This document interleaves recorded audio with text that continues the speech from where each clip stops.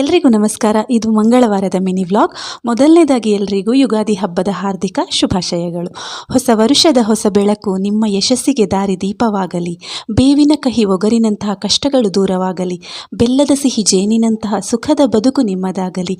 ಹಸಿರ ಚಿಗುರು ಬಾಳೆಲ್ಲ ತುಂಬಿ ಹಳೆಯ ನೋವ ಮರೆಸಲಿ. ಸುಖ ಶಾಂತಿ ಸಮೃದ್ಧಿ ತರಲಿ. ನಾವು ನಮ್ಮ ಮನೆಯಲ್ಲಿ ಚಾಂದ್ರಮಾನ ಯುಗಾದಿನ ಅಷ್ಟಾಗಿ ಆಚರಿಸಲ್ಲ.